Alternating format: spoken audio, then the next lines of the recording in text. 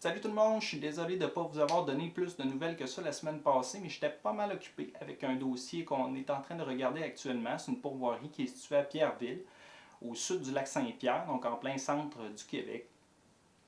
Cette pourvoirie-là détient un permis d'exploitation dans 4 zones. Ces 4 zones-là recouvrent presque entièrement le sud du Québec. Donc pour nous, c'était un permis majeur, c'était un investissement majeur qui faisait en sorte que notre plan prenait un grand pas par en avant. Donc on a fait une offre sur le bâtiment suite aux informations du ministère qui nous disait qu'on pouvait transférer le permis, qu'il n'y avait pas de problème. Malheureusement, ça a l'air que c'est pas ça tout à fait. Et là, je suis vraiment en tabarnak parce que le gars du ministère, dans le fond, ce qu'il nous a donné comme information avant qu'on fasse notre offre et ce qu'il nous donne comme information aujourd'hui, c'est des informations qui sont complètement contraires.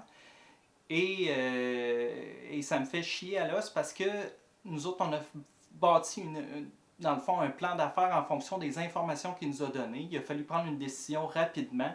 Puis là, on se ramasse avec un bâtiment, dans le fond, qui ne nous donne pas la valeur qu'on avait escomptée parce que semble-t-il que maintenant on ne peut plus exploiter dans les 4 zones du permis, ça serait juste autour du lac Saint-Pierre et on ne pourrait même pas faire de pêche non plus, on pourrait faire uniquement de la chasse aux oiseaux migrateurs et à la perdrix. Donc ça serait ça le permis là, actuellement.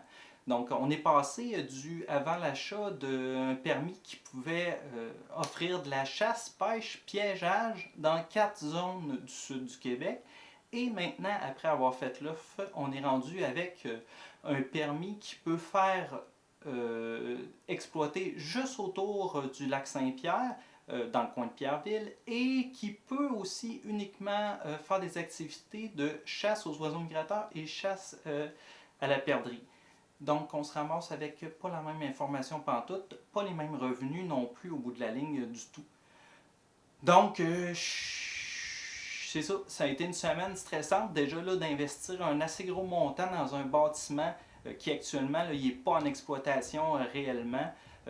C'était déjà quelque chose d'inquiétant. Là, maintenant, se faire dire par le ministère là, complètement un changement de programme total là, on passe du vous avez le droit de tout faire dans toutes les zones à vous avez le droit de rien faire dans même pas une zone complète. Donc c'est assez hallucinant. Là. Je dirais que ça frôle l'incompétence là, au niveau des gens du ministère là, qui nous ont donné cette réponse-là.